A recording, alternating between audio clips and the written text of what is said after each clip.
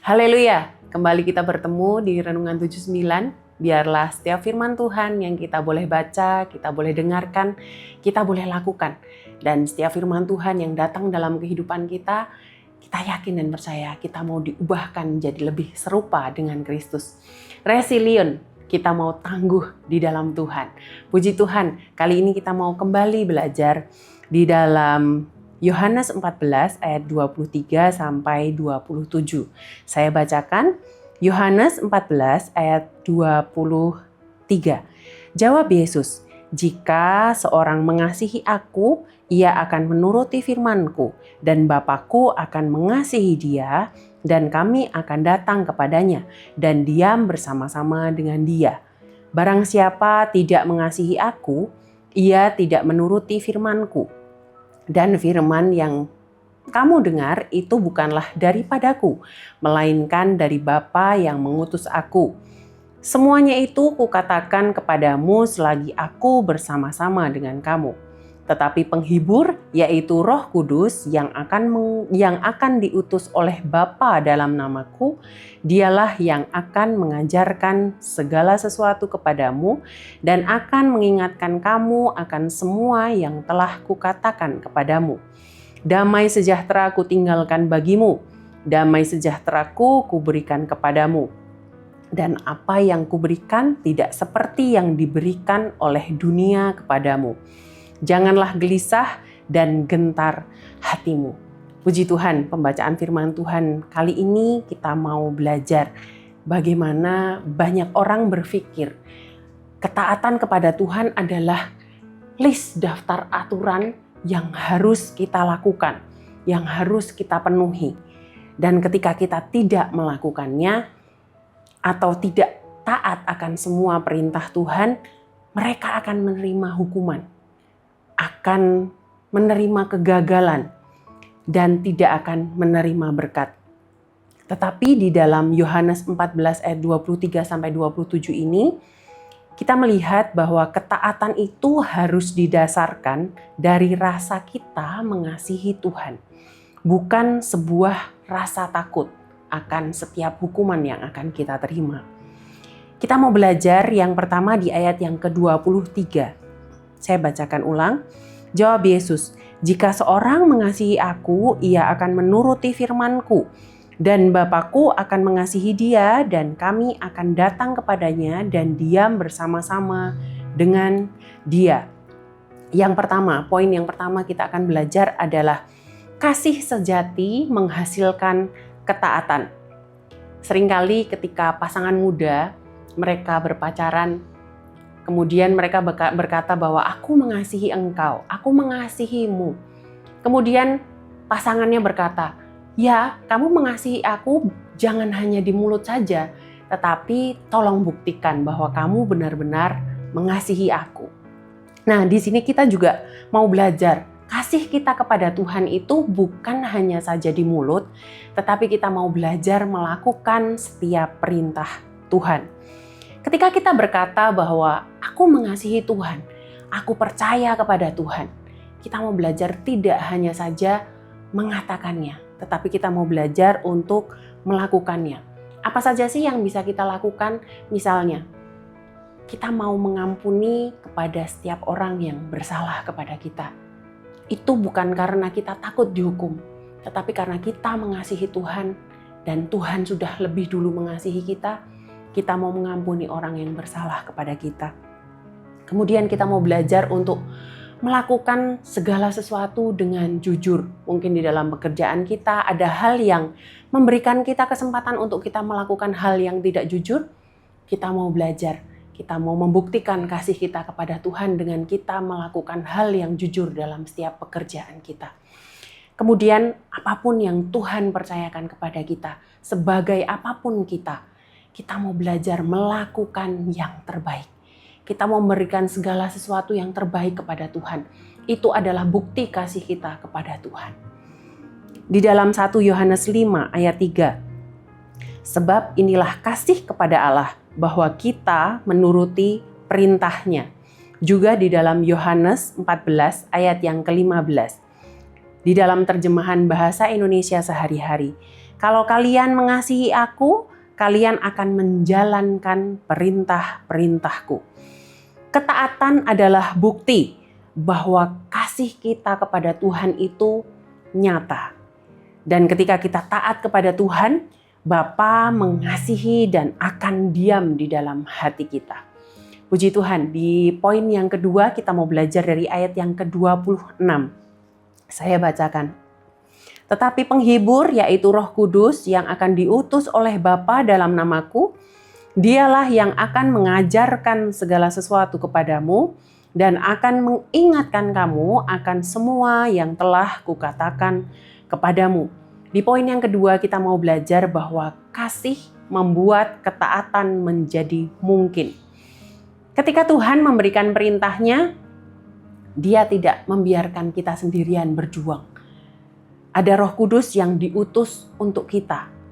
Dan tugas Roh Kudus yang pertama dikatakan mengajarkan segala sesuatu kepadamu.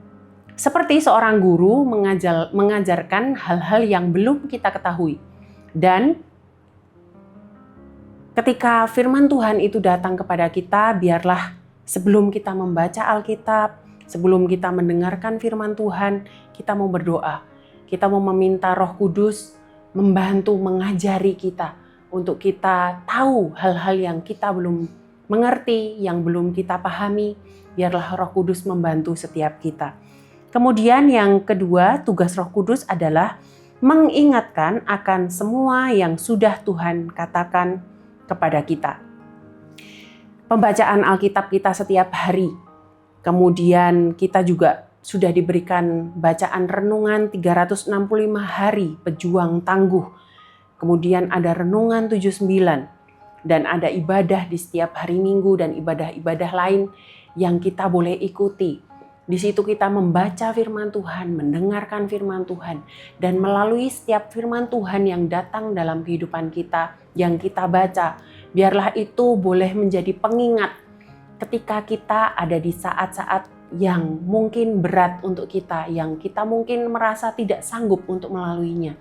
Dan Roh Kudus mau mengingatkan kita untuk setiap perkataan Tuhan yang sudah datang kepada kita, untuk menguatkan setiap kita. Puji Tuhan, kita sebagai manusia kadang masih tidak taat. Pada saat itu Roh Kudus akan mengingatkan kita. Ketika kita melakukan sebuah kesalahan, saya yakin dan percaya ketika ada Roh Kudus di dalam hati kita, kita akan memiliki hati yang tidak damai. Tidak ada damai sejahtera dalam kehidupan kita. Untuk itu, itulah Roh Kudus mengingatkan kita supaya kita kembali kepada setiap perkataan Tuhan, kepada setiap perintah-perintah Tuhan. Puji Tuhan, kemudian di poin yang ketiga kita mau belajar dari ayat yang ke-27. Saya bacakan. Damai sejahtera kutinggalkan bagimu, damai sejahteraku kuberikan kepadamu, dan apa yang kuberikan tidak seperti yang dunia berikan kepadamu. Janganlah gelisah dan gentar hatimu. Poin yang ketiga, kita mau belajar bahwa ketaatan melahirkan damai sejahtera. Damai sejahtera yang diberikan oleh Tuhan tidak seperti damai sejahtera yang diberikan dunia kepada kita. Ketika dunia berkata, ada uang, damai hidup kita. Tidak ada masalah, damai hidup kita. Ketika semua berjalan lancar, damai hidup kita. Tetapi damai yang Tuhan Yesus berikan kepada kita adalah kita akan tetap damai, walaupun masalah kita belum selesai. Kita akan tetap merasakan damai, ketenangan yang daripada Tuhan ketika kita belum tahu apa yang akan terjadi di masa depan. Tetapi Tuhan sudah berjanji akan menyertai setiap kita dan kita boleh memiliki ketenangan. Itulah damai sejahtera yang diberikan oleh Tuhan kepada kita. Damai dari Tuhan bukan berarti tidak ada badai. Damai dari Tuhan berarti ada ketenangan saat badai masih berlangsung. Ketika kita dapat hidup taat melakukan perintah Tuhan, damai sejahtera daripada Tuhan akan selalu ada dalam kehidupan kita. Di dalam Filipi 4 ayat yang ke-7, damai sejahtera Allah yang melampaui segala akal akan memelihara hati dan pikiranmu di dalam Yesus Kristus. Biarlah damai sejahtera yang daripada Tuhan melimpah atas hidup kita karena kita sudah taat kepada Tuhan. Dan ketaatan yang kita lakukan karena kita mengasihi Tuhan. Kesimpulannya, yang pertama, kita mengasihi Tuhan. Kita akan melakukan apa yang menjadi perintah Tuhan. Bukti kasih adalah taat melakukan firman-Nya. Kemudian yang kedua, terima Roh Kudus di dalam hati kita. Roh Kudus akan mengajar dan mengingatkan kita untuk kita boleh taat melakukan perintah Tuhan. Kemudian yang ketiga, ketaatan kepada Tuhan akan memberikan damai sejahtera di dalam hidup kita. Dan itu di dalam situasi apapun. Keyakinan bahwa kita sudah diselamatkan akan membuat kita mampu menjalani dan taat melakukan semua perintah Tuhan. Dan damai sejahtera Tuhan akan melimpah di dalam setiap hati kita. Puji Tuhan, ini yang menjadi renungan kita saat ini. Terima kasih telah mengikuti Renungan 79, kiranya dapat menjadi berkat bagi kita semua. Bagi Bapak, Ibu, Saudara yang ingin didoakan untuk pokok doa tertentu, menceritakan kesaksian, baik mujizat kesembuhan, pemulihan masalah keluarga, dan lain-lain, dapat disalurkan melalui chat WhatsApp di nomor 0813 2742 0088. Mari kita berdoa. Bapa, kami mengucap syukur berterima kasih untuk firman Tuhan yang datang kepada kami saat ini Tuhan. Kembali kami diingatkan ketika kami berkata bahwa kami mengasihi Engkau, kami mau membuktikan kasih kami melalui setiap apapun yang kami lakukan, kami boleh memuliakan nama-Mu dan taat melakukan setiap perintah-Mu Tuhan. Ajar kami Tuhan menyadari kembali bahwa kami sudah diselamatkan. Dan karena Engkau sudah mengasihi kami begitu besar Tuhan, kami mau mengasihi Engkau dan kami mau melakukan ketaatan ini karena kami mengasihi Tuhan. Kami mengucap syukur, semua raja di bumi akan bersyukur kepadamu ya Tuhan. Sebab mereka mendengar janji dari mulut-Mu, mereka akan menyanyi tentang jalan-jalan Tuhan. Sebab besar kemuliaan Tuhan. Kami mengucap syukur berterima kasih Tuhan untuk setiap kebaikan Tuhan dalam kehidupan kami. Kami sudah berdoa dan mengucap syukur di dalam nama Tuhan Yesus Kristus. Haleluya. Amin.